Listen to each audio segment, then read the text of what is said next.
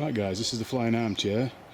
I'm doing a video today. This is the first part. I'm going to do part 1 and part 2.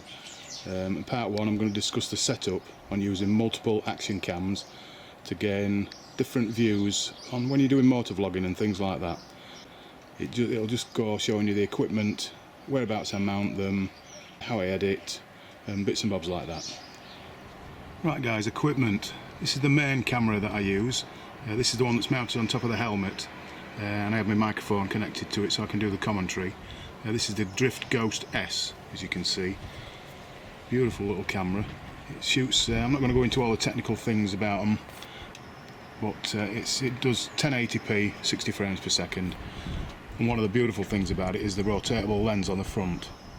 If you can see there, this lens actually rotates. So wherever you have it mounted on your helmet, whatever angle the camera's at, you can just twist the lens and it'll always be horizontal, your picture. So that's the main camera, the Drift Ghost S. Secondary camera that I use is the Drift Stealth 2. It's like the little brother of the Ghost S. A lot smaller, a lot more compact. Don't do any commentary on this one, obviously this one's just for the alternative views that I'll be showing you that I'm going to be doing. So yeah, that's the smaller Drift Stealth 2. Again, it has the rotating lens on the front, so you can rotate it to wherever you have it mounted, so it's always a horizontal picture. I'll put them both together now and you can see there's a bit of size difference as well. This is a lot smaller. And there you go, as you can see the Ghost S quite a bit bigger than the Stealth, which is good. I mean, the Ghost S, like I say, is always mounted on your helmet, whereas the little Stealth is the one that you're going to be chucking about all different places on your bike to give you a different perspective and your different views. Like I said in the first part of this little film, I'm going to be doing a part 2 to this, showing the practical side and the effects you can gain. So this is part 1, just showing you the kit and how it's set up.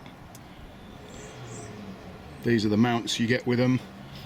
You get the one that's got, I don't know if you can see that, that's just a totally flat plate, so that can stick on any surface. It's got the 3M sticky stuff which sticks like to her, as you know. That's the flat one, and then you've got this one here, which if you can see, it's curved, ideal for fitting on your helmet or on your mudguard or anything that's got a curved surface, top box. But yeah, the curved one's really good. I'm going to show you now where I've got mine on the bike. Just show you the one on the dash. There it is, that's a little curved one with the brackets I've just shown you. There's a little Stealth, and that would just push into there, click, and it would be pointing back towards me, which you'll see in the second part. Also one on top of the top box.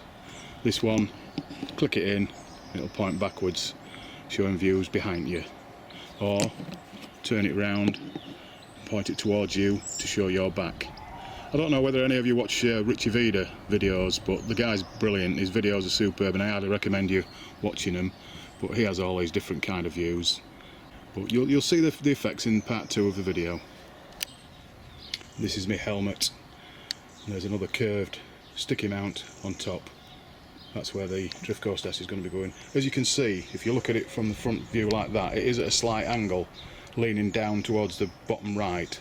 So that's where the drift comes into its own with the rotatable lens, because you can still put it in there, turn the lens so it's horizontal, voila, perfect. So you can position your thing anywhere on your helmet that you want. The lens will adapt to whatever level you want it to be at. As well as the one on the top, I have one on the side there, so I can have the side view. If I wished, I could also put the little Stealth in that slot pointing backwards, so I'd have the top one with the main drift pointing forwards and this side one pointing backwards, if you get me drift. Right, operating them. The Drift Ghost comes with its own remote control, and that's similar like to a watch. You just strap it around your wrist and it operates the Drift Ghost. It can switch it on, switch it off remotely, so while you're riding it's on top of your helmet, start and stop with that. But the beautiful thing about it is, it can be set up just for the Drift Ghost S if I was just going out and all I wanted was just the forward view all the time. But, add into this situation the little brother, the Stealth 2, it can be configured, the remote control can be configured to operate one for all. So then it starts both cameras at exactly the same time and stops both cameras at exactly the same time, which is how you can easily edit your front, back, side views, whatever views you're doing in your editing software, because they're both starting and stopping at exactly the same time. So that's another beautiful thing about the drift cameras, the one for all remote control. So there you go guys, that's a brief insight into how I set up for doing multiple views. I ain't the best teacher in the world, I know that, but I just thought I would give everybody a chance to see how it's done and the equipment that's needed. You could also do this with GoPros, I would have thought, but I'm no expert on GoPros. So any questions, comments, or please like, please subscribe. I have got future tours coming up. I'm only new to this, and I've done a few, but I'm hopefully going to get a little bit better at it. And this year we're going to Switzerland, and after that we're going up to Scotland, so there'll be another couple of tours that I'll be putting on here.